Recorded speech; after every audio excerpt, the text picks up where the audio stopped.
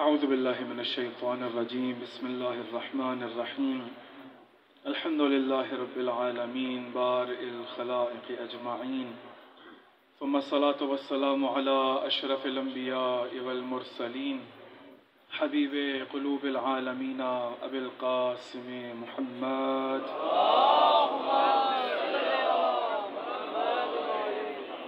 व अला आलिहि तय्यबीन अत्ताहिरीन अल-मासूमीन अल-मज़लूमीन ला सियमा बक़ियतिल्लाहि फ़िल अरज़ीन रूही व अरवाहुल आलमीन लितुराब मक़दमिहिल फ़िदा अम्मा बअदु फ़क़द क़ाल अल्लाहु तबारक व तआला फ़ी किताबिहिल मजीद व फ़ुरक़ानिहिल हमीद बिस्मिल्लाहिर रहमानिर रहीम अल्हम्दुलिल्लाहि रब्बिल आलमीन अर्रहमानिर रहीम मालिकि यौमिद्दीन इय्याका नअबुदु व इय्याका नस्तईन इहदिनस सिरातल मुस्तक़ीम सिरातल लज़ीना अनअमत अलैहिम गैरिल मग़ज़ूबि अलैहिम वलद्दाल्लीन सदक़ल्लाहुल अलियुल अज़ीम। बुलंद आवाज़ से दुरूद पढ़े मोहम्मद व आले मोहम्मद।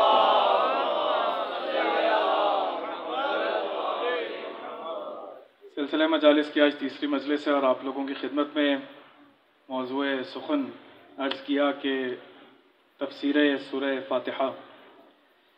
चाहते ये है कि सूरह फ़ातिहा को समझते हुए अपनी नमाज़ों को बेहतर किया जा सके। चाहते हैं कि इस कलाम पाक की गहराइयों को समझते हुए जब इसको पढ़ा जाए तो ऐसी दिक्कत के साथ पढ़ा जाए कि खुदावंद आलम अपने बंदे को अपने करीब कर ले। आपकी खिदमत में अर्ज़ किया बगैर किसी तमहीद के कि बिस्मिल्लाहिर रहमानिर रहीम सहारा है अल्लाह के नाम का कि जो रहमान और रहीम है। अल्हम्दुलिल्लाहि रब्बिल आलमीन तमाम की तमाम हम्द है उस बेऐब खुदा के लिए कि जो आलमीन का रब है। आलमीन का रब है इसलिए रहमान है, और वही कि जो अमल को देखकर रहमत को नाजिल करता है इसलिए रहीम है। मालिकी यौमिद्दीन वो दीन के दिन का मालिक है, वो यौमे जज़ा का मालिक है। आपकी खिदमत में अर्ज़ किया कि मालिकियत असली व हकीकी परवरदिगार की ज़ात के लिए है। सिर्फ खुदावंद आलम है कि जो मालिक हकीकी है, बाकी तमाम की मालिकियत एतबारी है, यानी खुदावंद आलम ने अता की है। उस मालिकियत से इंसान सिर्फ हक़ के तसर्रुफ़ रखता है उतनी देर के लिए कि जितनी देर के लिए परवरदिगार ने मालिक बनाया है। बस मालिकियत बाकी तमाम मा सिवल्लाह की एतबारी है। खुदावंद आलम है कि जो मालिक हकीकी है। कल यहाँ तक आपकी खिदमत में अर्ज़ किया। बात को आगे बढ़ाते हैं कि अगली आयत में खुदावंद आलम फरमाता है इय्याका नअबुदु, हम फ़कत और फ़कत तेरी ही इबादत करते हैं। ये फ़कत और फ़कत का माना कहाँ से लिया? ये मैंने इय्याका से लिया है। इय्याका चूँकि मुक़द्दम किया फ़ेल पर, बस ये माना देगा कि फ़कत और फ़कत तेरी ही इबादत करते हैं। नअबुदु का नहीं है परवरदिगारा हम तेरी इबादत करते हैं, ऐसा नहीं कहा। खुदावंद आलम कहता है इय्याका नअबुदु के फ़कत और फ़कत तेरी ही इबादत करते हैं। इसका मतलब ये ठहरा कि खुदावंद आलम ने इस कलाम में मकसद हयात इंसान को जिक्र किया। खुदावंद आलम ने कहा कि देखो तुम्हें मैंने खल्क किया है अपनी इबादत के लिए। ऐसे कहा जाता है सूरह ज़ारियात की आयत वमा खलक़तुल जिन्ना वल इंसा इल्ला लियअबुदून, कि मैंने जिन और इंस को खल्क नहीं किया मगर अपनी इबादत के लिए। ऐसा ही जिक्र किया जाता है। ये तर्जुमा कुछ शायद दुरुस्त ना हो। खुदावंद आलम ने इंसान को आबिद बनने के लिए खल्क नहीं किया बल्कि अब्द बनने के लिए खल्क किया है। खुदावंद आलम ने इंसान को इबादत के लिए खल्क नहीं किया बल्कि बंदगी के लिए खल्क किया है। अगर हम ये कहें कि परवरदिगार ने इंसान को आबिद बनने के लिए खल्क किया है तो पता ये चलेगा कि जितनी देर के लिए वो महवे इबादत है उतनी देर के लिए आबिद है। जैसे ही नमाज तर्क करके चला गया बस इसका और खुदा का राब्ता मुनक़ते हो गया। लेकिन परवरदिगार ने ऐसे अब्द को इस कायनात में भेजा है कि वो सो भी रहा हो तो परवरदिगार इबादत को शुमार कर रहा होता है। भाई अगर वो महवे ख्वाब है, वो अगर सो भी रहा है तो उसके बावजूद खुदावंद आलम उसको इबादत शुमार कर रहा। इसका मतलब ये ठहरा कि खुदावंद आलम ने इंसान को आबिद बनने के लिए खल्क नहीं किया कि आबिद बन जाओ, तुम इबादत करते चले जाओ, तुम इस दुनिया में मैंने तुम्हें भेजा ताकि 1 महीने के रोजे रख लो, ताकि 5 नमाजें पढ़ लो। मैंने तुम्हें इसलिए भेजा कि 1 दफ़ा हज कर लो। मैंने इसलिए भेजा कि ज़कात दे दो। मैंने इसलिए भेजा कि खुम्स दे दो। मैंने इसलिए भेजा कि अमर बिल मारूफ करो। बस जितनी देर अमर बिल मारूफ कर रहा है महवे इबादत, जैसे ही अमर मारूफ करना उसने ख़त्म किया अब क्या आया, इबादत नहीं। इसका मतलब यह है कि खुदावंद आलम ने इबादत आबिद बनने के लिए नहीं बल्कि अब्द बनने के लिए भेजा है। इसी वजह से आप गौर करिए कि जहां पर भी रसूल खुदा का तारुफ कराया जाता है तो कहते हैं सुबहान अल्लज़ी अस्रा बिअब्दिही, पाक है वो ज़ात के जो रात को अपने बंदे को ले गई। अगर यहाँ पर आबिद का लफ्ज़ इस्तेमाल होता तो कहा जाता कि हाँ हमारे पास मकसद हयात बंदगी नहीं है बल्कि आबिद होना है, इबादत करना है। अशहदु अल्ला इलाहा इल्लल्लाह वहदहु ला शरीका लहु व अशहदु अन्ना मुहम्मदन अब्दुहु व रसूलुहु। बस खुदावंद आलम ने जहाँ पर भी रसूल खुदा का भी अगर तारुफ कराया है तो वहाँ पर अब्द के साथ कराया है। इसका मतलब ये ठहरा कि इंसान सिर्फ नमाज के वक्त बंदगी नहीं करता बल्कि जहाँ जहाँ पर भी जिक्र होता चला जाएगा बंदगी होती चली जाएगी। जहाँ जहाँ पर भी इंसान खुदावंद आलम का जिक्र करता चला जाएगा, तस्बीह करता चला जाएगा, परवरदिगार के उन तमाम बताए हुए उसूलों के मुताबिक जिंदगी गुजारता चला जाएगा, वही बंदगी, वही इबादत। लेकिन सवाल ये है कि इबादत कहते किसे? यानी क्या आया ये जो मैंने नमाज पढ़ी है ये इबादत है? क्या आया ये जो मैंने रोज़ा रखा इबादत है? क्या आया ये जो मैंने हज किया इबादत है? इबादत कहते किसे? इबादत की तारीफ क्या है? बल्कि उससे पहले भी मुकद्दमतन एक सवाल करता हूँ, तवज्जो से सुनिएगा कि हम लोग जब कोई भी इस कायनात के अंदर अमल को अंजाम देते हैं, कोई भी अमल अंजाम देते हैं, तो वो अमल इबादी बनता कैसे है? मैं कोई भी अमल अंजाम दूं, वो अमल इबादी कैसे बनेगा? खुदावंद आलम ने इंसान के तमाम आमाल को 5 किस्म के हुक्म अता किए। हमारे पास शरीयत में छठा हुक्म नहीं। शरीयत में खुदावंद आलम ने इंसान के तमाम आमाल को 5 किस्म के हुक्म अता किए। कहा कि ये जो तुमने काम किया है ये या वाजिब है, ये जो तुमने काम किया मुस्तहब है, ये जो तुमने काम किया हराम है, ये जो तुमने काम किया मकरूह है, ये जो तुमने काम किया मुबाह है। छठा हुक्म नहीं है हमारे पास शरीयत। ये 5 अहकाम या वाजिब होगा या हराम होगा या मुस्तहब होगा या मकरूह होगा या मुबाह होगा। छठा हुक्म हमारे पास शरीयत में नहीं। इंसान जो भी अमल अंजाम देगा या वो वाजिब होगा या मुस्तहब होगा या मकरूह होगा या फिर हराम होगा या मुबाह होगा।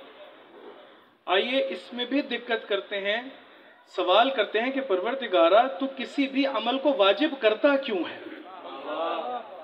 खुदाया तू कभी किसी अमल को हराम करता क्यों है? खुदाया तू किसी भी अमल को मकरूह जानता क्यों है? खुदाया तू किसी भी अमल को मुस्तहब जानता क्यों है? खुदाया तू किसी भी अमल को मुबाह जानता कब है? खुदावंद आलम ने इस कायनात में जब इंसान को भेजा, इस इंसान को खुदा ने अपनी बंदगी के लिए भेजा। इस बंदगी के मर्तबे तक जब इंसान ने फायज होना है तो इस तक पहुंचने के लिए उसने जो आमाल अंजाम देने हैं, अगर उस हदफ तक पहुंचने के लिए उस अमल में कोई मसलहत पाई जाती हो तो खुदावंद आलम कहेगा यह काम अच्छा है। आप कहते हैं कि भाई देखो मेरे बेटे तुम्हें इंजीनियर बनना है, तुम्हें इंजीनियर बनने के लिए तुम्हें OA लेवल्स के अंदर बेहतरीन, या मैट्रिक अगर उसने करना है, FSC प्री इंजीनियरिंग करनी है तो तुम्हें बेहतरीन इतने नंबर लेकर आओगे तो तुम्हें अच्छी यूनिवर्सिटी कबूल करेगी और अच्छी यूनिवर्सिटी से पढ़ के तुम एक अच्छे इंजीनियर बन सकते हो। बस ये क्या हो गया, हमारे पास उस यूनिवर्सिटी तक पहुंचने के लिए बाकायदा एक मसलहत मौजूद है कि तुम्हारे नंबर अच्छे होने चाहिए ताकि तुम्हें दाखिला मिल जाए। इसी तरह से खुदावंद आलम ये कहता है कि देखो तुम्हें बंदगी, तुम्हें खुदावंद आलम का कुर्ब पाना है, तुम्हें आब्द बनना है। इस आब्द बनने के लिए हर वो अमल के जिसमें मसलहत पाई जाती है, खुदावंद आलम ने कहा कि देखो ये तुम्हारे लिए जरूरी है ताकि बंदगी के रुतबे तक पहुंच सको। देखो इस अमल के अंदर मफसदा मौजूद है, तुम्हारे लिए फसाद है। अगर तुमने ये अमल अंजाम दिया तो वो जो बंदगी के रुतबे तक तुमने पहुंचना है वो तुम पहुंच नहीं पाओगे। जितने भी अमल हैं, जितने भी अहकाम हैं, खुदावंद आलम ने कहा या मसलहत के तहत हैं या फिर मफसदे के तहत, या उसके अंदर कोई मसलहत मौजूद है या फिर मफसदा मौजूद है। खुदावंद आलम ने देखा कि नमाज के अंदर इंसान के लिए मसलहत मौजूद है। खुदावंद आलम ने उस मसलहत से इस कदर इरादा करने के बाद इतनी मोहब्बत की उस फेल के साथ, मोहब्बत शदीद हुई, परवरदिगार ने उसको वाजिब कर दी। मसलहत है, खुदावंद आलम ने इरादा किया, इरादा करने के बाद उससे मोहब्बत की। मोहब्बत अगर शिद्दत इख्तियार कर गई तो खुदा ने कहा यह तुम पर वाजिब। अगर मोहब्बत शिद्दत इख्तियार ना करे तो वो अमल मुस्तहब। अगर उसमें फसाद है, खुदावंद आलम ने इरादा किया कि मुझे इससे नफरत है, मैं इसको पसंद नहीं करता, अगर ये नफरत शदीद हो गई, खुदा ने कहा हराम। अगर वो नफरत शदीद ना हो तो मकरूह। और अगर किसी भी फेल से मुताल्लिक ना मसलहत हो, ना मफसदा हो, ना खुदावंद आलम की मोहब्बत हो और ना ही नफरत हो, तो ये मुबाह।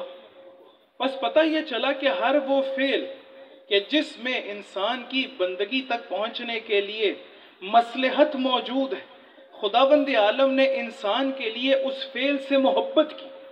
मोहब्बत इतनी शदीद हो गई कि खुदा ने कहा कि अगर ये अंजाम दोगे तो इबादत। नफरत इतनी शदीद हो गई मफसदे की वजह से कि खुदावंद आलम ने कहा अगर इसको अंजाम ना दोगे तो इबादत। वजह से जुमले सुनिएगा, अगर अंजाम ना दोगे, खुदावंद आलम ने किज़्ब से नफरत की, कहा झूठ मफसदा है, फसाद है। इससे इतनी नफरत की कि कहा कि अगर झूठ को छोड़ दोगे तो इबादत। सच्चाई से मोहब्बत की, इतनी शदीद मोहब्बत की कि कहा सच्चाई को अंजाम दोगे तो इबादत। इसी तरह से नमाज, नमाज को अंजाम दोगे तो इबादत। अगर नमाज के तर्क को तर्क कर दोगे तो इबादत। समझ आया? अगर रोजे को अंजाम दोगे तो इबादत, अगर हज को अंजाम दोगे तो इबादत। नहीं मालूम कि खुदावंद आलम ने किसी के जिक्र से कितनी मोहब्बत की है कि रसूल लिसाने अथर से कहते हैं देखो कहीं और ना जाना, जिक्रो अलीयन इबादा।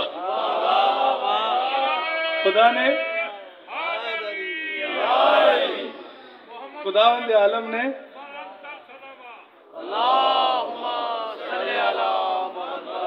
कितनी मसलहत देखी है अमीरुल मोमिनीन के जिक्र में कि रसूल खुदा कहें कि देखो ये जिक्र करते चले जाओ, खुदावंद आलम इबादत शुमार करता चला जाएगा।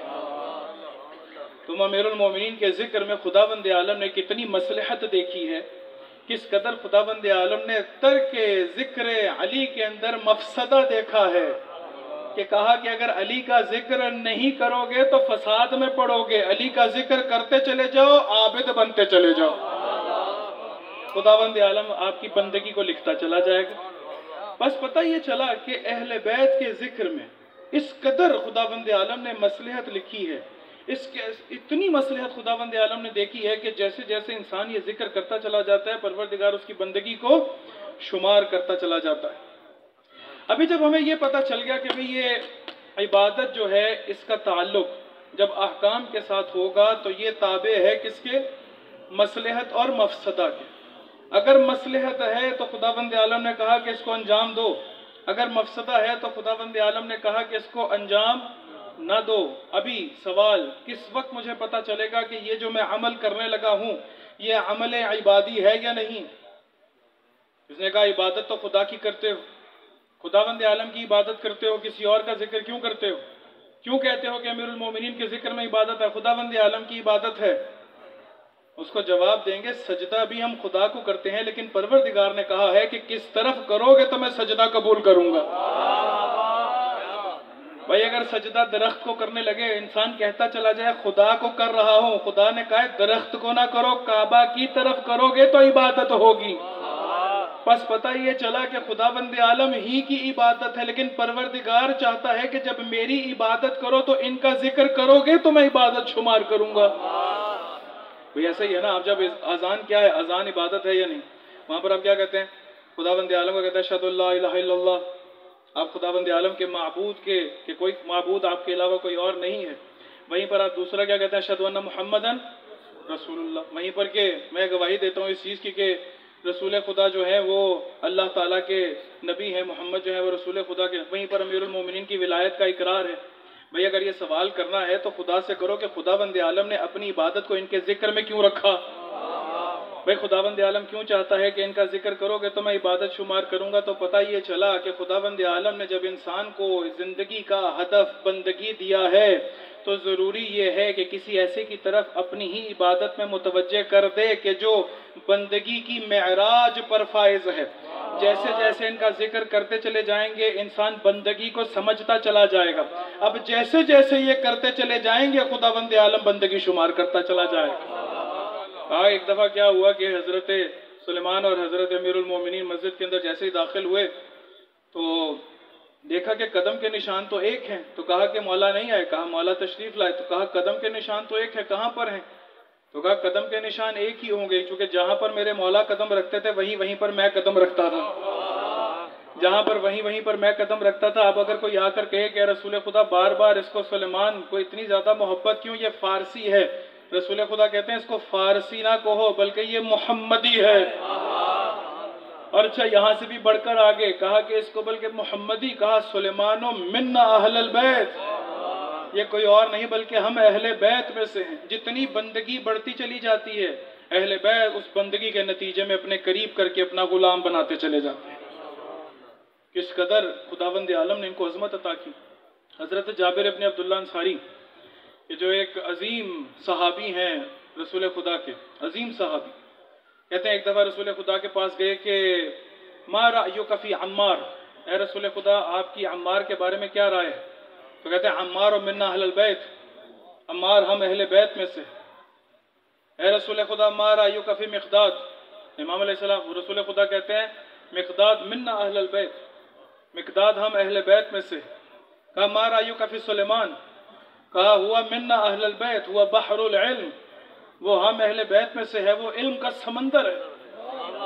हजरत जाबिर कहते हैं कि रसूल खुदा क्या आप मुझे इजाजत देते हैं कि मैं जाऊं और जाकर हजरत सुलेमान और मिक़दाद और अम्मार को बता कर आऊं कि आपने इतनी बड़ी उनके लिए कह लीजिए कि मनसब रखा है कि कहा मिन्ना अहलल बैत। हजरत जाबिर जैसे ही रसूल खुदा से इज़्न लेके जाने लगे तो हजरत जाबिर को रसूल खुदा ने कहा ए जाबिर रुको, तुम भी सुनते जाओ। ए जाबिर तुम मिन्ना अहलल बैत, तुम भी हम अहले बैत में से। तो जैसे ही हजरत जाबिर ने सुना ना कि ये मैं भी अहले बैत में से, खुदा के रसूल ने मुझे भी अहले बैत में से करार दिया, तो कहा कि मैंने सोचा कि क्यों ना पूछूं कि मा रायु कफी अली, कि आपका अली के बारे में क्या ख्याल है। हजरत जाबिर शायद ये समझे हो कि यहाँ पर भी वो कहेंगे कि वह हम अहले बैत में से है या फिर वो अहले बैत है। कहा रसूल खुदा अगर आप इजाजत दें तो आपसे सवाल करूं। कहा हाँ सवाल करो। कहा मा रायु कफी अली, ए रसूल खुदा आपका अली के बारे में क्या ख्याल है। रसूल खुदा ने यहाँ पर जवाब को तब्दील किया, कहा कि वो कोई और नहीं हुआ नफ्सी, वो मेरा नफ्स है।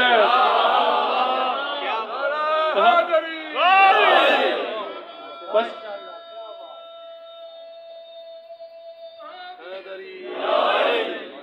कहा वो मेरा नफ्स है, हुआ नफ्सी। अब जैसे ये सुना, वो रिवायत के अल्फाज है कि यहाँ पर कैफ महसूस किया हजरत जाबिर ने। जब कैफ महसूस किया तो साथी कहते हैं मा रायु का फिल हसन वल हुसैन, ए रसूल खुदा आपका हसन और हुसैन के बारे में क्या ख्याल है।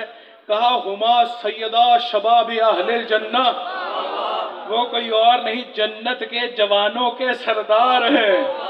खुदा जन्नत में जिसको भी दाखिल करेगा जवान बना के करेगा, और तमाम जवानों के। कहा कि मा रायु कफी फातिमा, ए रसूल खुदा आपका हजरत ज़हरा सलामुल्लाह अलैहा के बारे में क्या राय है।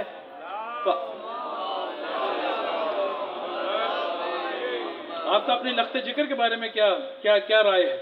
तो कहता है या बज़अतुम मिन्नी, वो कोई और नहीं बल्कि रिसालत के जिगर का टुकड़ा है। बस अगर किसी ने बंदगी देखनी है तो कहीं और ना चला जाए, कहीं भटकता ना जाए। जब कहा इय्याका नअबुदु, परवरदिगारा सिर्फ तेरी ही इबादत करते हैं, खुदावंद आलम ने कहा कि अगर मेरी इबादत करनी है तो वैसे करो जैसे मैं कहता हूं। इंसान ने कहा नहीं, किसी इंसान ने कहा नहीं, मैं तो वैसे इबादत नहीं करूंगा कि जैसे आप कहते हैं। इसीलिए किसी ने कहा ना, आज ही एक जुमला कह रहा था, आप लोगों के गोश गुजार कर देता हूं, एक दफा दुरूद पढ़े मोहम्मद वाले मोहम्मद।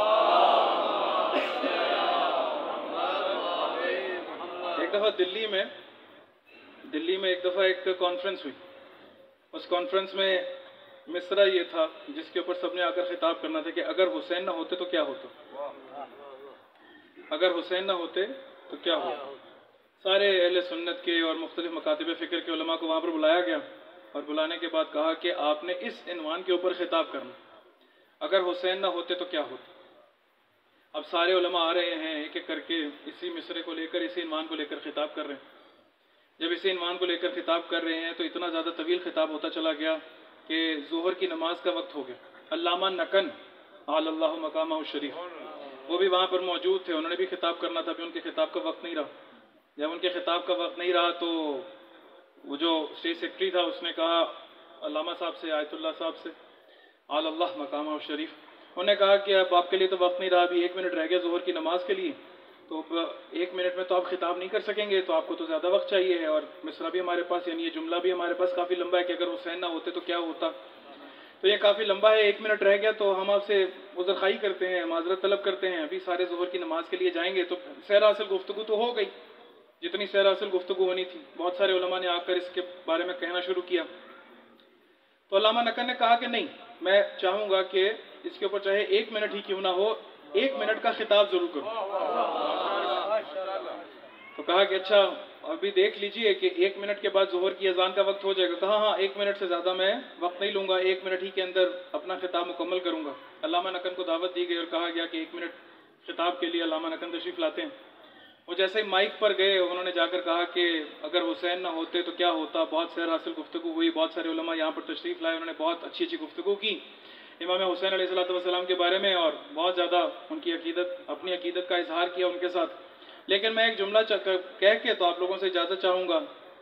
उन्होंने जो जुमला वहाँ पर कहा कि अगर हुसैन ना होते तो जुमा बुध को होता।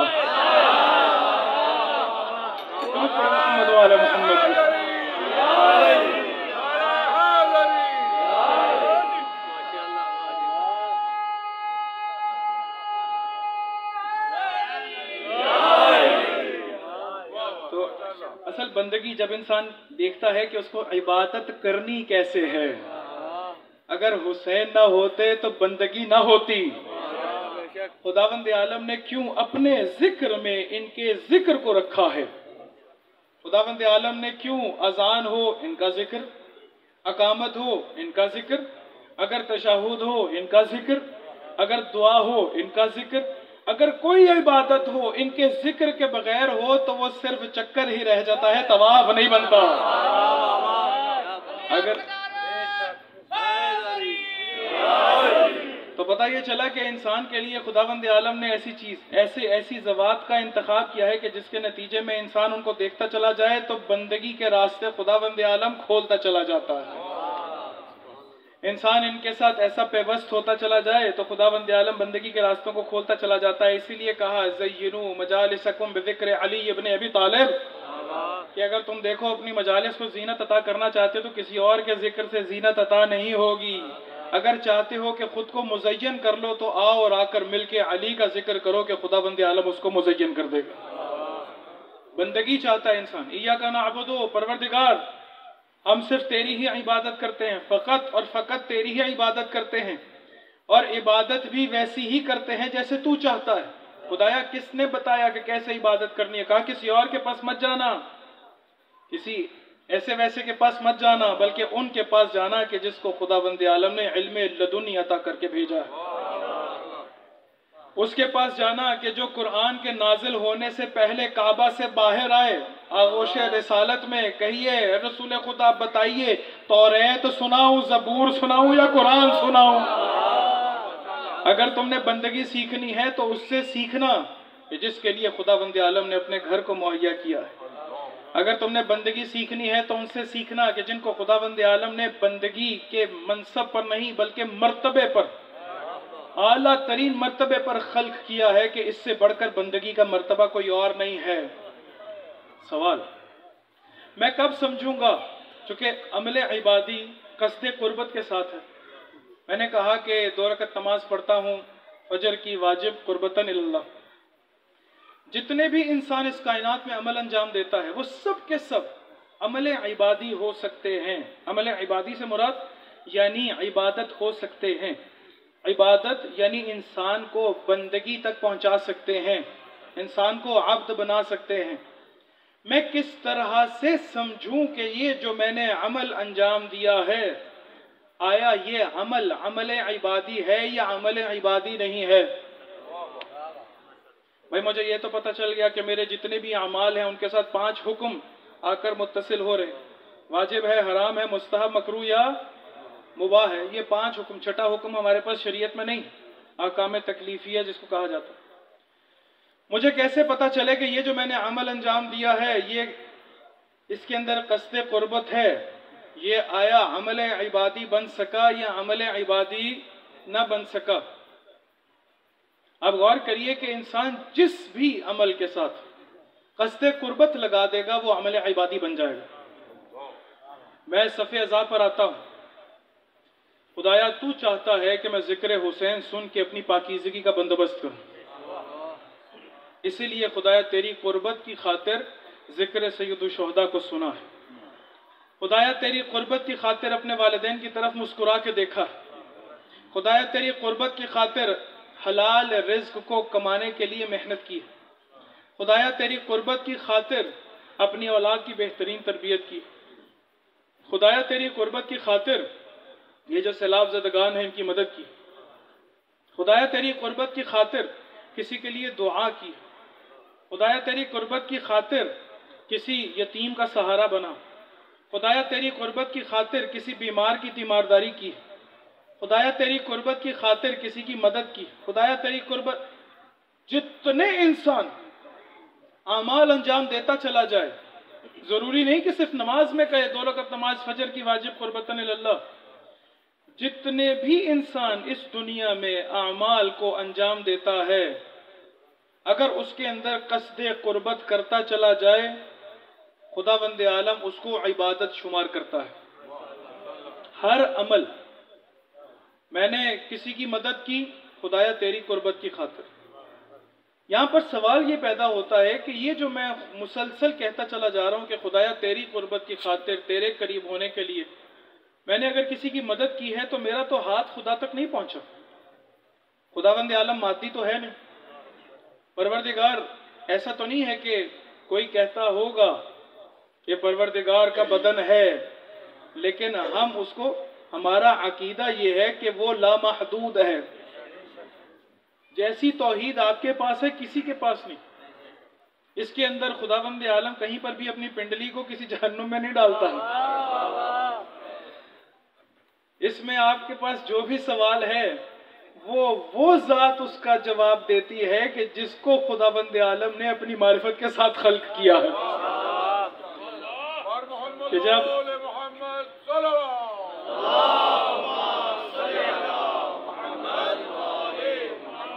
अमीरुल मोमिनीन से किसी ने पूछा ना कि मौला आपने खुदा को देखा है? कहा कि मैं उस खुदा की इबादत ही नहीं करता जिसको देखा ना हो। कहा मौला अगर आपने खुदा को देखा तो महदूद कर दिया। कहते हैं जाहिल, मेरे लिए तुम्हारे पास ये जवाब होना ही नहीं चाहिए था। मैं इन आंखों से खुदा को नहीं देखता, अपने कल्ब की आंखों से खुदा को देखता। जिसके बारे में रसूल खुदा कहें कि ए अली, आपको मेरे और खुदा के अलावा कोई नहीं पहचान सकता। रसूल को आप और खुदा के अलावा कोई नहीं जान सकता। खुदा को मेरे और आपके अलावा कोई नहीं जान सकता।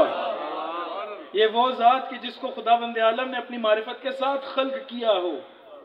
अब आइए मैं किस तरह से जानूं ये क़स्द कुर्बत मुजर्रद है, परवरदिगार लामहदूद है। अगर खुदा मेरी तसव्वुरात में आ गया, अगर परवरदिगार मेरे जहन में आ गया, मेरे तसव्वुर में आ गया, तो मेरी मखलूक, जबकि वो खालिक है। इसके लिए जरूरी यह है कि इंसान सलूनी के दावेदार से पूछे कि मौला आप बताइए ये कुर्बत से मुराद क्या है। इसके लिए एक मिसाल आपकी खिदमत में अर्ज करता हूं। आप ये गौर करिए कि इस कायनात में हर शय की कुछ सिफात उसकी जाती होती हैं, कुछ उसकी जाती नहीं होती। मिसाल के तौर पे जो पानी है, पानी की एक सिफत है गिलाहट। इस गीले होने को पानी से जुदा नहीं किया जा सकता, ऐसा ही है। यानी अगर कोई शय हो जो गीली ना हो, वो कुछ और हो सकती है, पानी नहीं हो सकती। अगर आप इसी पानी को कारपेट पे गिरा दें, कारपेट भी गीला हो गया, लेकिन ये जो कारपेट गीला हुआ है ये इसकी अपनी सिफत नहीं है, इसीलिए इसको इससे जुदा किया जा सकता। जिस तरह आग है, आग के अंदर 3 सिफात जो उसकी जात है, जो जुदा नहीं हो सकती। आग जहां होगी हरारत होगी, आग जहां होगी उसमें जलाने की सलाहियत होगी, आग जहां होगी उसमें नूर होगा, लाइट होगी। थोड़ी हो ज्यादा हो इससे फर्क नहीं, थोड़ी होगी कम जलाएगी, ज्यादा होगी ज्यादा जलाएगी, ज्यादा हरारत होगी, ज्यादा रोशनी होगी। ऐसा नहीं हो सकता कि आग हो रोशनी ना हो, ऐसा नहीं हो सकता आग हो हरारत ना हो, ऐसा नहीं हो सकता आग हो लेकिन जलाने की सलाहियत ना हो। इसको कहते हैं कि किसी भी शय की सिफाते जातिया, यानी उसकी जाती सिफात के जो जुज़ ला यनफक, उसको उससे जुदा नहीं किया जा सकता। जो पत्थर होगा सख्त होगा, अगर पत्थर नरम होगा तो उसको पत्थर नहीं कहेंगे, मट्टी का ढेला कहेंगे। पत्थर होगा सख्त होगा। सवाल ये जो हमारे पास आग है, अगर इसके करीब लोहे को कर दिया जाए तो लोहे की सिफत क्या है कि वो सख्त होता है, उसमें हरारत नहीं है, उसमें नूर नहीं है, उसमें जलाने की सलाहियत नहीं। लेकिन अगर इसी लोहे को आग के करीब कर दें, ये आग के जैसे ही थोड़ा सा करीब होगा ये भी गर्म हो जाएगा। अगर इसको आग के थोड़ा और करीब कर दें, ये इतना गर्म हो जाएगा कि जलाने की सलाहियत भी रखेगा। लेकिन अगर इस लोहे को आग में फेंक दें, कुछ देर के बाद अगर लोहे को उठाएं तो अगर अंधेरे में ले जाएं तो जलाने की सलाहियत भी होगी, उसमें हरारत भी होगी और उसमें यानी वो नूर भी होगा। अगर उसको तारीकी में ले जाएं तो वो लाइट भी उसके अंदर से निकलेगी। जब हम कहते हैं ना कि खुदावंद आलम का कुर्ब हासिल करना है, मेरा बदन परवरदिगार के करीब नहीं होता। ऐसा नहीं है कि मेरा बदन खुदावंद आलम के करीब हो गया, क्योंकि खुदावंद आलम मुजस्सम नहीं है, बदन नहीं है, मखलूक नहीं है, महदूद नहीं है। वो लामहदूद है, लामकान है, लाजमान है। जब मेरे नफ्स ने खुदा के करीब होना है, जरूरी ये है कि जब मैंने क़स्द कुर्बत किया है तो जब मैं खुदावंद आलम के करीब हो रहा हूं तो परवरदिगार की सिफात अगर मेरे नफ्स में जन्म लेना शुरू कर दे तो समझ लें कि कुर्बत हासिल हो गई। मेरे अंदर खुदावंद आलम ने मेरे अंदर सच्चाई की सिफत नहीं है, दरगुजर की सिफत नहीं। लेकिन जब मैंने कहा 2 रकात नमाज पढ़ता हूं फजर की वाजिब कुर्बतन इल्लाह, मेरा नफ्स खुदावंद आलम की जात के करीब हुआ। जब जात के करीब हुआ, वो जो परवरदिगार की सिफात हैं जो उससे जुदा हो ही नहीं सकती, अगर मेरा नफ्स उसके करीब होने के साथ वो सिफात अपने साथ मुज़य्यन कर ले तो समझ लें कुर्बत हासिल हो गई। खुदावंद आलम गफूर है, दरगुजर करता है। अगर मेरा नफ्स किसी अमल की वजह से इस काबिल हो जाए कि दरगुजर करने लग पड़े तो समझ लें कि यह कुर्बत हासिल हो गई। मेरा नफ्स अगर दरगुजर करने लगे, अगर गफूर हो जाए तो समझ लें कुर्बत हासिल हो। खुदावंद आलम शकूर है, अगर उस कुर्बत की वजह से मेरा नफ्स शाकिर हो जाए तो समझ लें कुर्बत हासिल हो गई। हर वो अमल, एक जुमला कह के आगे बढ़ूंगा, हर वो अमल कि जो इंसान के नफ्स में खुदावंद आलम की सिफात को उजागर कर दे, वो अमल अमल इबादी कहलाता है। जब मैंने कहा इय्याका नअबुदु परवरदिगारा फ़कत और फ़कत तेरी ही इबादत करता हूं, तो इसका मतलब ये ठहरेगा कि खुदाया वो जो तेरी सिफात है मैं अपने अंदर जलवागर होते देख रहा हूं। अगर जलवागर होते नहीं देख रहा तो इसका मतलब है इबादत नहीं। अगर मैंने नमाज पढ़ी और बाहर जाकर किसी के ऊपर जुल्म कर दिया तो खुदावंद आलम जालिम नहीं है। इसका मतलब है जो मैंने नमाज पढ़ी है हरकत का मजमुआ जरूर है, वाजिब अदा हो गया, लेकिन कुर्बत हासिल नहीं हुई। अब गौर करिए, एक जंग हुई, जंग में जुल्फ़िकार चली, खुदावंद आलम ने उस जंग में रसूल खुदा को फतह अता की।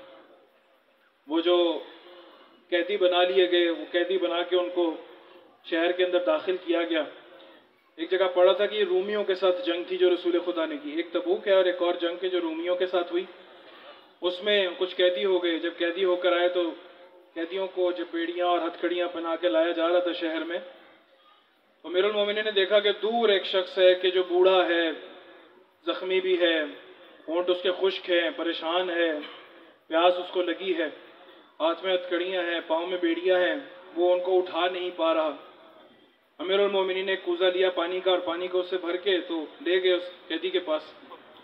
और उस कैदी के पास इतनी ताकत नहीं थी कि वो उन बेड़ियों के साथ, वो जो उसके हाथ में लगी हैं हथकड़ियां, उसके साथ उस कूजे को हाथ में लेकर तो उसको पी सके। रिवायत में है कि अमीरुल मोमिनीन दो जानू बैठे और जब दो जानू बैठ के उसके सामने कूजा किया और उसको पानी पिलाया, तो जब उसकी थोड़ी सी जान में जान आई, उसने आंखें खोल के देखा तो देख के कहते हैं तुम वही हो कि जो अभी थोड़ी देर पहले जंग कर रहा था। कहा वहां पर इस तरह से जंग और यहां पर इस तरह से रहीम, तुम कौन हो? कहा मैं कोई और नहीं, अबू तालिब का लाला अली हूं।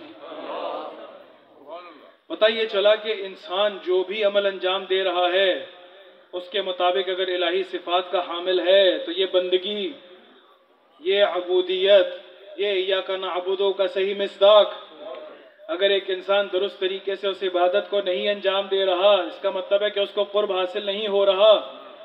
क्योंकि हम जो भी अमल है उसके नताइज के जरिए से पहचानते हैं कि आया ये अमल खुदावंद आलम ने कबूल किया या कबूल नहीं किया। नतीजा देखते चले जाएंगे, इंसान पहचानता चला जाएगा ये जो मैंने अमल किया खुदावंद आलम के नज़दीक मकबूल हुआ या नहीं हुआ। आप जब देखते हैं कि बच्चे को कहते हैं कि ये बच्चा बहुत ज़्यादा पढ़ रहा है, बहुत ज़्यादा पढ़ लिख रहा है, लेकिन आखिर में जब नतीजा उसका ठीक नहीं आता तो उसको आप सरजनिश करते हैं कि तुम यकीनन पढ़ नहीं रहे थे, तुम ठीक तरह से तालीम हासिल नहीं कर रहे थे, तुमने ठीक तरह से उसको नोट्स को बनाया नहीं है। आपने किससे अंदाज़ा लगाया? नतीजे से। इबादत का नतीजा इलाही सिफात का हामिल होना। अगर एक इंसान इलाही सिफात का हामिल हो जाए तो समझ लें वो जो अमल किया इबादत। अगर इंसान इलाही सिफात को हामिल ना, अपने नफ्स के अंदर उजागर ना कर सके, अपने नफ्स को उससे मुज़य्यन ना कर सके, तो इसका मतलब यह ठहरा कि वो खुदावंद आलम की इबादत कर ही नहीं पाया। आप इस कायनात में नजर दौड़ाकर देख लीजिए, नजर दौड़ा के देख लीजिए, जहां पर भी आपको दरगुजर दिखाई देगा आपको अहले बैत का चाहने वाला दिखाई देगा। आपको जहां पर भी कोई मुत्तकी दिखाई देगा, कोई इमामुल मुत्तकीन का मानने वाला दिखाई देगा। जहां पर भी आपको कोई वहदत की लड़ी के अंदर बुलाने वाला दिखाई देगा, आपको कोई और नहीं अली का गुलाम दिखाई देगा। आपको जहां पर भी कोई शुजाअत का दर्स देने वाला दिखाई देगा कि जुल्म के मुकाबले में खड़े होते कैसे हैं, आपको कोई और नहीं इमाम हुसैन का गुलाम दिखाई देगा। खुदावंद आलम ने इनको फिर कैसी कैसी विलायतें अता की, परवरदिगार ने इनको कैसी कैसी कुदरतें अता की, इसी गुलामी की वजह से, इसी इबादत की वजह से। हजरत कंबर अमीरुल मोमिनीन के एक बड़े बड़े गुलाम, यानी हम तो सहाबी कहते, गुलामी उनको शायद बेहतर लगे कि सहाबी ना कहो, हमें इनका गुलाम कहो, वो शायद हमसे ज्यादा राजी हो जाए अगर हम लोग ये कहें। तो एक काफिला आया आकर अमीरुल मोमिनीन के घर पे, तो आके कहता है कि भाई हजरत कंबर को देखा कि बाहर खड़े हैं। तो काफिला आया आके हजरत कंबर से कहता है कि जाइए अमीरुल मोमिनीन को बुलाकर लाइए और हमें उनसे काम है। तो हजरत कंबर अंदर गए तो देखा कि अमीरुल मोमिनीन महवे ख्वाब है, आराम फरमा रहे हैं, इस्तराहत फरमा रहे हैं। इमाम अलैहिस्सलाम की इस्तराहत भी बगैर किसी उस मकसद के नहीं है। वो मौला के जो ये कहता हो कि ना कभी किसी सूरज ने तलू होते हुए अली को देखा कि सोए है, और ना ही कभी सितारों ने देखा। वो कि जो खुदावंद आलम की इबादत में महवे हमेशा मशगूल है, जब गए देखा कि अमीरुल मोमिनीन इस्तराहत फरमा रहे हैं, वापस आया, कहा कि जाओ अभी मेरे मौला इस्तराहत फरमा रहे। वो कुछ देर के बाद दोबारा से आए, आकर कहते हैं कंबर जाइए, हमें अमीरुल मोमिनीन से काम है, देखिए हमें उनसे मुलाकात करनी। हजरत कंबर अंदर तशरीफ ले गए, देखा कि अभी भी मौला महवे इस्तराहत है, आराम फरमा रहे हैं। तीसरी दफा जब दोबारा आए तो कहा कि तुम्हें काम क्या है? कहा कि हम लोग बहरी सफर के लिए जा रहे हैं, चाहते हैं कि अमीरुल मोमिनीन से एक तावीज़ ले लें ताकि हम लोग बहरी सफर में उसकी मौजों से, उन तमाम लहरों से महफूज रह सकें। हम लोग चाहते हैं मौला हम लोगों को एक रुके पे कुछ लिख कर दे दें ताकि हम लोग इस भंवर में फंसे ना। हजरत कंबर अंदर गए, अंदर जाकर एक चमड़े पे, कागज पे, जब भी उस वक्त जिस पे भी लिखा जाता था वो लाके उनको थमा दिया। उन्होंने लिया और वो वहां से चल पड़े। जब वहां से चल पड़े, बहरी सफर शुरू किया तो आहिस्ता आहिस्ता लहरें जरा बुलंद होना शुरू हुई, तो एक दूसरे को तसल्ली देने लगे कि परेशान होने की जरूरत नहीं, मौला का तावीज हमारे पास है, भाई हमें परेशान होने की जरूरत नहीं है। तो कहा कि अच्छा, जब थोड़ी सी और लहरें और बुलंद हुई, थोड़ी सी और लहरें बुलंद हुई, तो जैसे जैसे वो बुलंद होती चली गई, तो अभी जब खौफ बढ़ता चला गया तो परेशानी जरा बढ़ती चली गई। जब परेशानी बढ़ती चली गई तो एक दूसरे से पूछना शुरू किया कि ये मौला का तावीज है, फिर भी हम लोगों को ये लहरें इस तरह से भंवर और इतनी ज्यादा लहरें बुलंद होती चली जा रही। जब थोड़ी सी और हुई, यहाँ तक कि कश्ती गर्क होने के करीब है, तो किसी ने कहा कि अच्छा तावीज खोल के तो देखो, हो सकता है मौला ने कुछ पढ़ने को कहा हो। भाई तावीज खोल के देखो, हो सकता है मौला ने कहा हो कि भाई ये पढ़ोगे तो लहरें थम जाएंगी। उन्होंने उस तावीज को खोला, उस रुके को खोला, तो उसके ऊपर लिखा था, ऐ समंदर की लहरों, तुम्हें अली के गुलाम कंबर का हुक्म है, थम जाओ।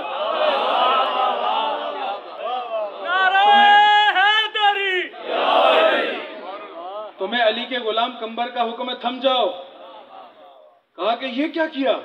ये तो कंबर ने हमें अपना रुका लिख के दे दिया, हम तो मौला से तावीज लेने गए थे, ये तो कंबर ने हमें थमा दिया। तो जैसे ये देखा, कहा कि अभी तो हम गर्क होंगे। उन्होंने तावीज उठा के जब फेंका है, वह तावीज समंदर की लहर के साथ जाके लगना था कि लहरें थम गई। पता ये चला कि जो भी इन हस्तियों के साथ खुदावंद आलम की इनके बताए हुए तरीकों से बंदगी करेगा, परवरदिगार उस बंदगी के नतीजे में उसके नफ्स में अपनी सिफात को ऐसे उजागर करेगा कि अगर अब वो भी कलाम करेगा तो इंसान की हिदायत होती चली जाएगी। किस तरह से अहले बैत के जैसे जैसे जो जो करीब होता चला गया, अहले बैत ने इतनी ताकत से नवाज दिया कि वो मीसे में तम्मार हो तो ऐसी शुजाअत कि आज तक उनका नाम लिया जाए। वो करबला के असहाब हो, वो कोई हो, वो किसी मासूम का कोई गुलाम हो, चूंकि बंदगी करने में कामयाब हो गया, इसलिए अहले बैत ने कबूल कर लिया। जो जो बंदगी करने में कामयाब हो गया। मैं सफ़े अज़ाब पर आया, खुदाया मैं तुझसे अहद करता हूं, खुदाया तू हमेशा अपने वादे का वफा करता है, मैं आइंदा कभी बेवफाई नहीं करूंगा। इंसान अहद करके उठे, यही इबादत है, यही बंदगी। अपने नफ्स के अंदर इलाही सिफात को जमा कर लेना बंदगी का नतीजा, या ये कहें बंदगी का समरा। जैसे जैसे वो तमाम सिफात इंसान के नफ्स के अंदर उजागर होती चली जाएंगी, वैसे वैसे बंदगी के मर्तबे बढ़ते चले जाएंगे, वैसे वैसे खुदावंद आलम मरातिब बढ़ाता चला जाए। किस तरह से करबला वालों के खुदावंद आलम ने मरातिब को बढ़ाया, किस तरह से उस बंदगी को उन तमाम इलाही सिफात से अपने नफ्स को मुज़य्यन करने के नतीजे में जो बंदगी हासिल हुई, या बंदगी के नतीजे में वो जो इलाही सिफात से अपने नफ्स को मुज़य्यन किया, किस तरह से हम लोगों को कुदरत के साथ दिखाई देता है, किस तरह से कुदरत के साथ हम लोगों को वो तमाम बंदगी दिखाई देती। बशर हजरमी इमाम हुसैन अलैहिस्सलाम का एक नासिर व मददगार, कहते हैं शब आशूर एक शख्स आया, कूफा से आया, कहा बशर कहाँ है। जैसे ही पूछा कि बशर कहाँ है, बशर ने उसको लिया, हाथ पकड़ के दूर ले गया। दूर ले जाके पूछा क्या मामला है? कहा मामला यह है कि तुम्हारे बेटे को रे की सरहद से जिंदानी कर दिया गया है, तुम्हारी बीवी परेशान है और उस परेशानी के नतीजे में तुम्हारे पास पैगाम भेजा है कि फौरन कूफा वापस आ जाओ और अपने बेटी की रिहाई का बंदोबस्त करो। बशर हजरमी उस शख्स को लेते हैं और दूर करबला से ले जाते हैं। कहा आहिस्ता बोलो, कहीं मेरे मौला को पता ना चल जाए, कहीं ऐसा ना हो कि मेरे मौला को पता चल जाए कि परेशान है। मेरा मौला पहले ही बड़ा परेशान है कि बच्चों के अलतश की सदा, पहले ही इस प्यास की शिद्दत, दूर ले गया। ऐसी इताअत है इमाम की, ऐसा मुती है, अपने नफ्स के हवाले ऐसी इताअत को किया। बशर ने कहा जाओ मेरी ज़ौजा से कहो कि बशर नहीं आएगा। अपने आप को उसने हुसैन पे कुर्बान कर दिया। कैसे हो सकता है कि इमाम हुसैन को पता ना चले?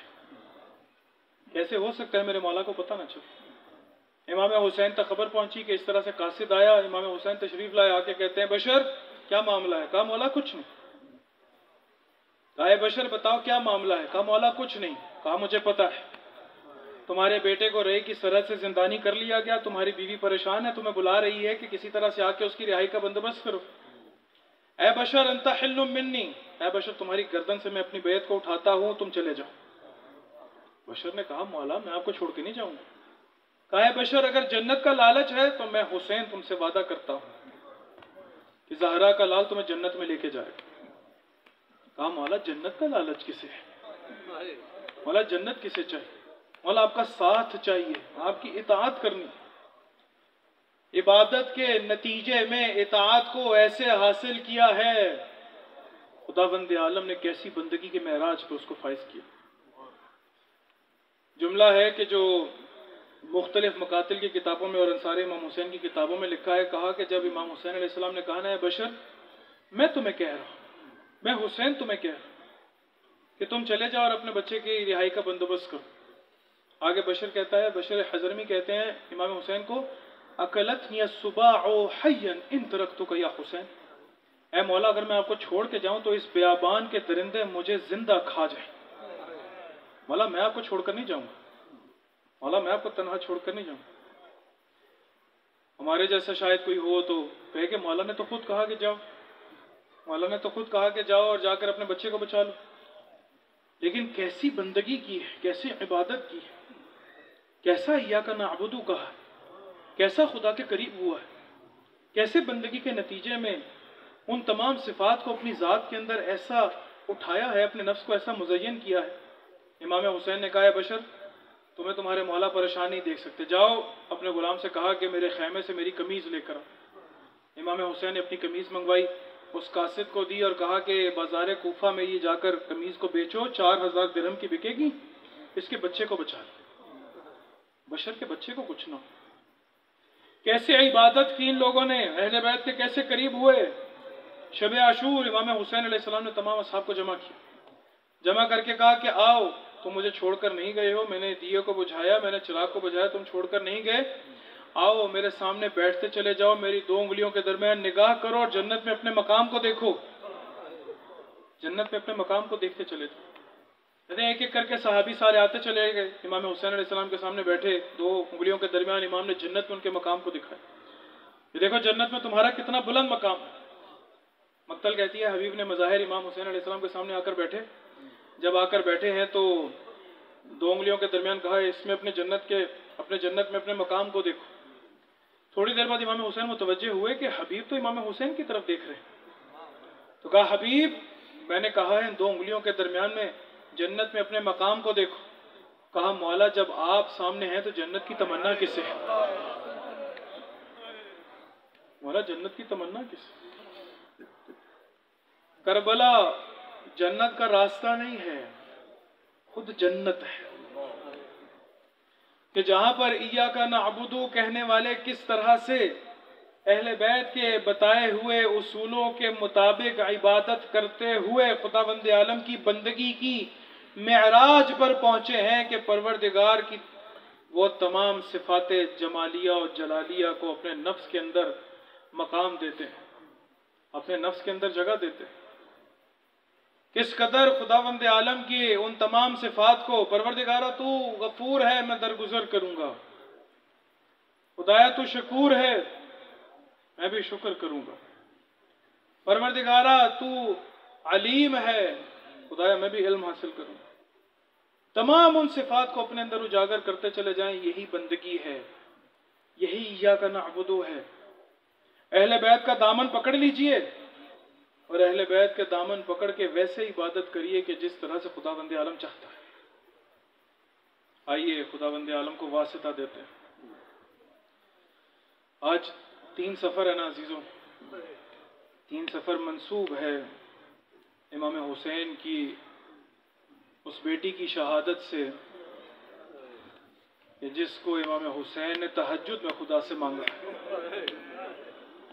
परवरदिगारा मुझे एक ऐसी बेटी अता कर के जो मेरे दिल का सुकून हो, परवरदिगारा मुझे एक ऐसी बेटी अता कर कि जो मेरे सीने पे सोने की आदी हो, जो जिसको हुसैन बहुत मोहब्बत करे। शब आशूर एक दफ़ा मौला अब्बास जब खैमों का पहरा दे रहे थे ना, खैमों का पहरा दे रहे थे तो एक आहट सी महसूस हुई, तो पूछा कौन है? इमाम हुसैन ने आवाज़ दी अब्बास आपके आका आपके मौला हुसैन है। कहा मौला आप यहाँ पर क्या कर रहे हैं? कहा है अब्बास कल जब हमें सबको कत्ल कर दिया जाएगा ना, जब खैमों को आग लगा दी जाएगी, मेरी बेटी सकीना उस खैमों के आग लगने के बाद इस बियाबान में भागेगी। मैं हुसैन करबला से कांटों को चुन रहा, कहीं ऐसा ना हो कि मेरी बेटी के पांव में कोई कांटा चुभ जाए। मैं कुर्बान जाऊं मेरे आका मेरे मौला, आपकी वो बेटी किस तरह से पुकारती है।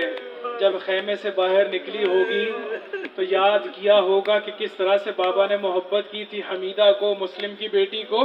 अभी कोई आएगा, मैं यतीम हुई हूँ, कोई मेरे सर पे हाथ रखेगा, कोई मुझसे मोहब्बत का इजहार करेगा। मेरे बाबा जब मैं खैमे से बाहर आई हूँ तो शिमर ने तमाचे मारे, मेरे बाबा मेरे कानों को जख्मी कर दिया गया, मेरे दामन को आग लगा दी गई। ये हुसैन की लाडली बाबा कहती मक्तल तक पहुंची। अजीजों जब इस काफिले को गंजे शहीदा से गुजारा गया, कूफा में दाखिल किया गया ना, तो एक दफा कूफा में निदा दी गई कि आओ देखो कि कैदियों का तमाशा किसी ने करना है तो आ जाओ। एक लुटा हुआ काफिला आया है।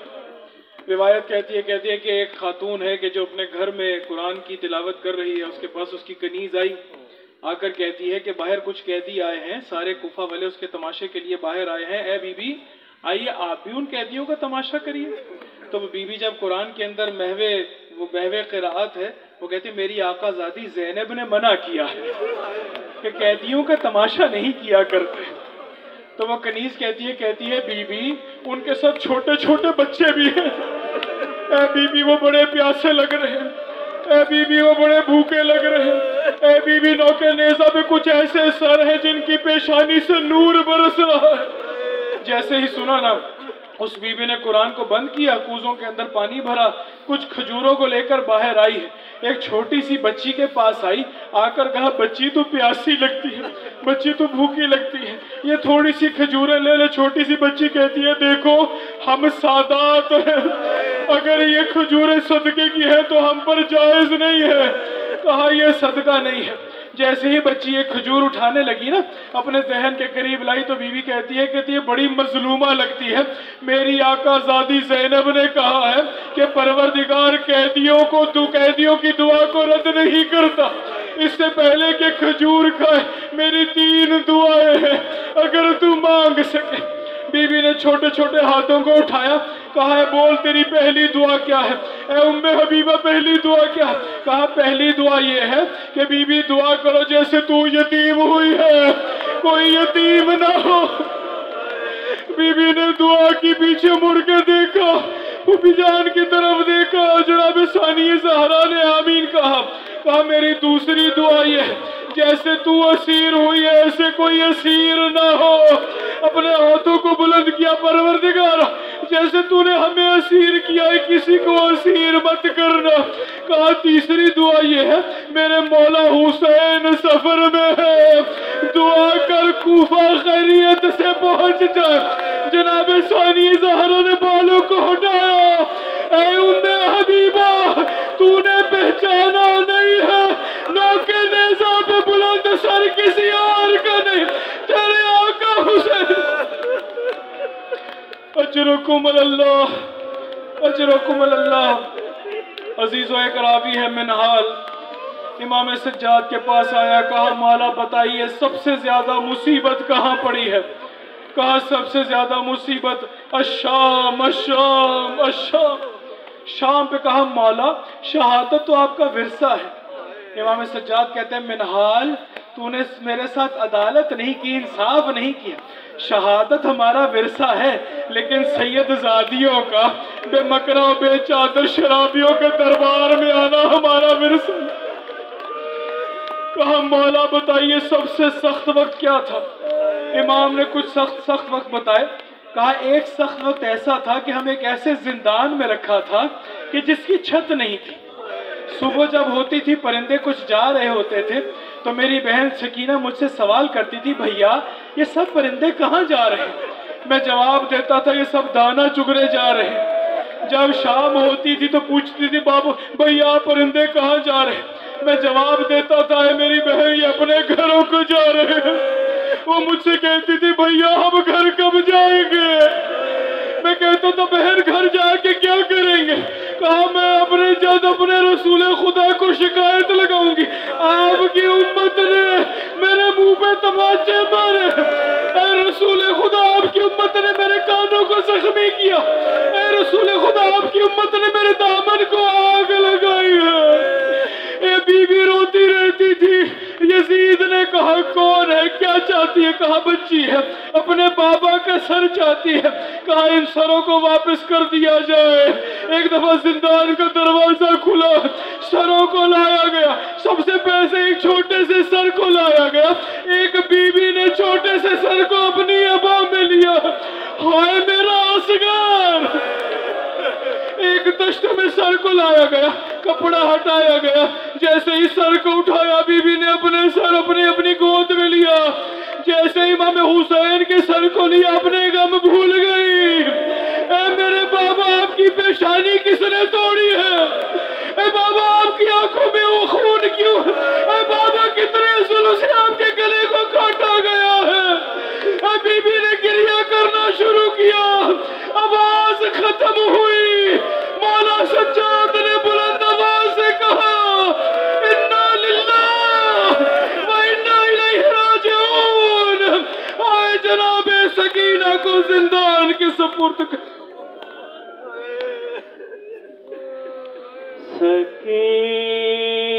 सकीना बीबी तुम्हारे गुलाम हाजिर हैं। सकीना